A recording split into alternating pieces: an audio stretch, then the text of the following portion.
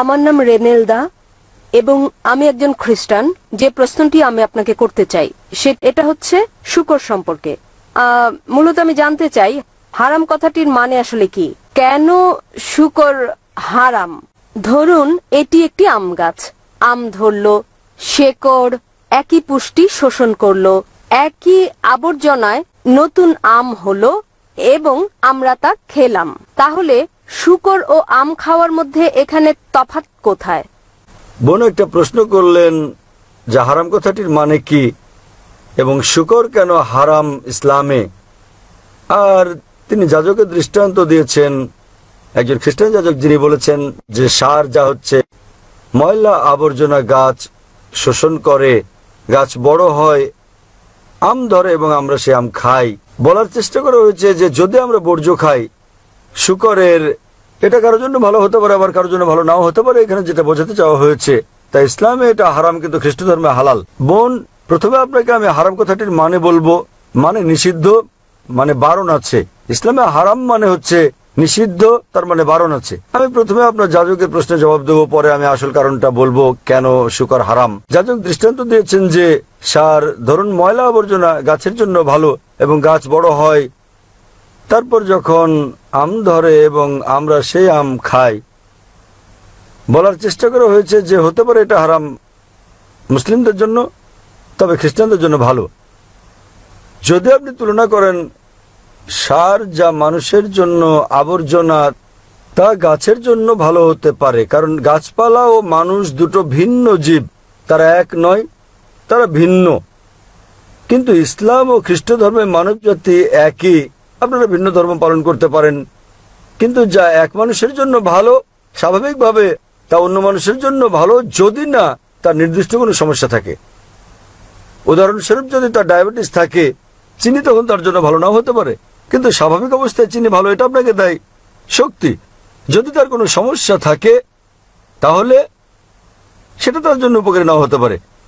কিন্তু সাধারণ মানুষের আওতায় যতদূর আসে, সব মানুষের ক্ষেত্রে ভালো মন্দের ব্যাপারটা একই রকম। সুতরাং আপনি এই দৃষ্টান্ত দিতে পারেন না সার কারোর জন্য ভালো, কারোর জন্য ভালো নয়। আমাদের যা করতে হবে, আমাদেরকে গাইডের কাছে যেতে হবে। গাইড আমাদের কি বলে এবং আমরা বিশ্লেষণ করার চেষ্টা করব গাইড আমাদের কি বলে।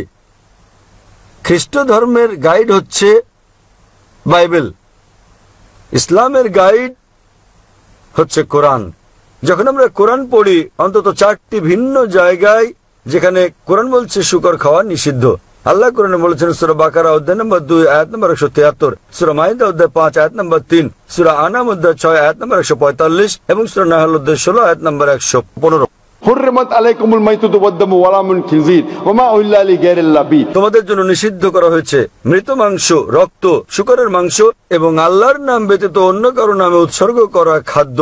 তাহলে এখানে কোরআনে বলা হচ্ছে 4টির কম জায়গায় নয় যে শুকরের মাংস খাওয়া, পোর্ক নিষিদ্ধ। অনুরূপভাবে আপনি যদি বাইবেল পড়েন, বাইবেলের অন্তত 3টি জায়গায় বলা হয়েছে শুকরের মাংস খাওয়া নিষিদ্ধ। বাইবেলে বলা হচ্ছে বুক অব লেভিটিকাস অধ্যায় নম্বর 11, অনুচ্ছেদ 7 ও 8, তোমরা শুকরের মাংস খাবে না, না এর দেহ স্পর্শ করবে, এটা তোমাদের জন্য হালাল নয়।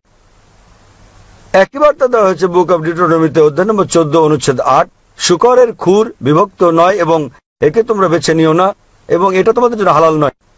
একই কথা বলা হয়েছে বুক অব আইজায়া অধ্যায় 65, অনুচ্ছেদ 2 থেকে 5, তোমরা শুকরের মাংস খেও না। তাহলে বাইবেলে অন্তত 3টি ভিন্ন জায়গায় বলা হয়েছে যে তোমরা শুকরের মাংস খাবে না। এবং যীশু খ্রিস্ট তারপর শান্তি প্রচারক বলেছেন গসপেল অব ম্যাথিউ অধ্যায় নম্বর 5, অনুচ্ছেদ 7 থেকে 20, ভেবো না যে আমি নিয়ম ভাঙতে বা নবীদের ধ্বংস করতে এসেছি। আমি ধ্বংস করতে আসিনি, বরং পূর্ণ করতে এসেছি। কেউ যদি একটি হিতোপদেশ ভঙ্গ করে, তাকে স্বর্গরাজ্যে ডাকা হবে না। তার মানে যদি আপনি ওল্ড টেস্টামেন্টের একটি নিয়ম বিন্দু পরিমাণও ভঙ্গ করেন, আপনি জান্নাতে প্রবেশ করবেন না।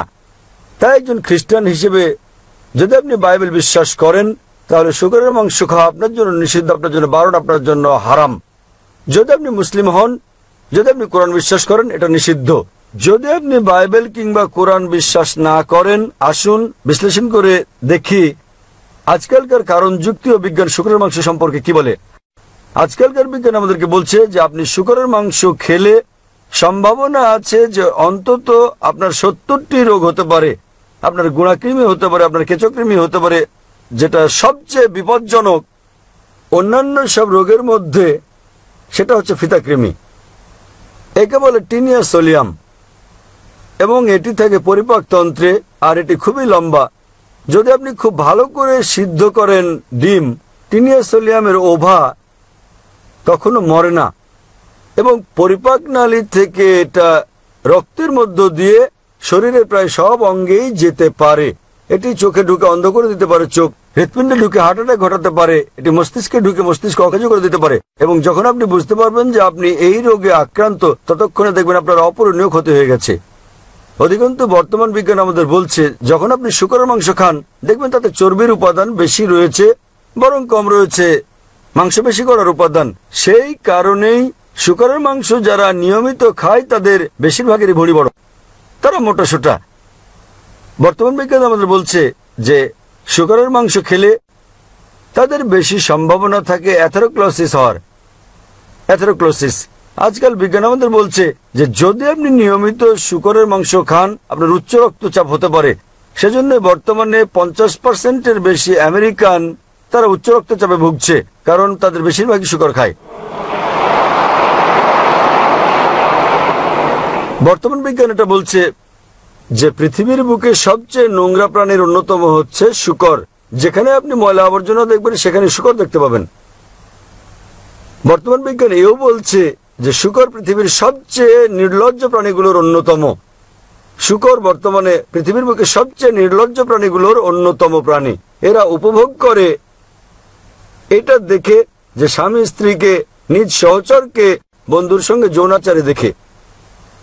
পাশ্চাত্যের দেশগুলোতে আমরা ডান্স পার্টি দেখতে পাই। ডান্স পার্টির পর স্ত্রী বদল করে নেয় তারা।